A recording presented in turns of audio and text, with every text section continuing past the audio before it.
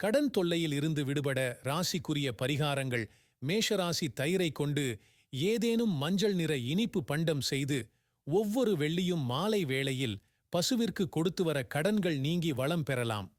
ரிஷபராசி ஜவ்வரிசி கொண்டு இனிப்பு தயாரித்து அதை வெள்ளியன்று பசுவுக்கு மாலை வேளையில் கொடுத்து வர கடன்கள் அடைந்து நலம் பெறலாம்.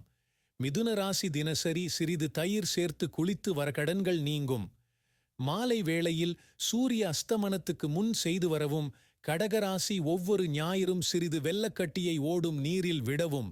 ஞாயிறு அன்று அச்சு வெல்லக்கட்டியை குரங்குகளுக்கு கொடுத்து வரவும்.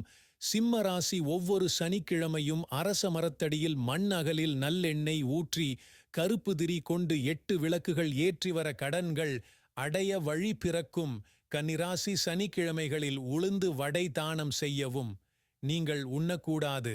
மேலும் துளசிக்கு தினசரி நீர் வார்த்து 1 மண் அகலில் நல்லெண்ணெய் விளக்கேற்றி வைக்க ருண நிவாரணம் பெறலாம். துலாம் ராசி சனி மற்றும் ஞாயிற்றுக்கிழமைகளில் வரும் சதுர்த்தி திதி குளிகன் நேரத்தில் அசல் தொகையில் ஒரு பகுதியை கொடுத்தால் கடன் சீக்கிரம் அடைபடும். விருச்சகம் மரணயோகம் உள்ள நாட்களில் வாங்கிய கடனை திருப்பிக் கொடுக்க கடன் தீர்ந்துவிடும். தனுசு ராசி வீடு இழந்தோர்க்கு வீடு கட்ட.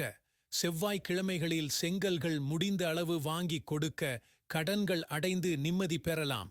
மகர ராசி சனிக்கிழமைகளில் எள் உருண்டை செய்து பலருக்கு தானமாய் கொடுத்து வர கடன் தொல்லை நீங்கும். கும்பராசி வியாழன் மாலை 5-6 மணிக்குள் குங்குமப்பூ சேர்த்த பாதாம் கீர் செய்து மகாவிஷ்ணுவிற்கு நிவேதனம் செய்து முதலில்தான் அருந்திவிட்டு மற்றோருக்கும் தானமாக பிரசாதமாக கொடுத்து வர கடன்கள் அடைபடும்.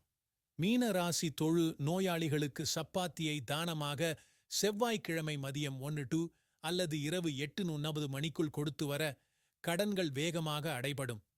குறைந்த தும்பொந்து சப்பாத்திகள் கொடுப்பது நலம்.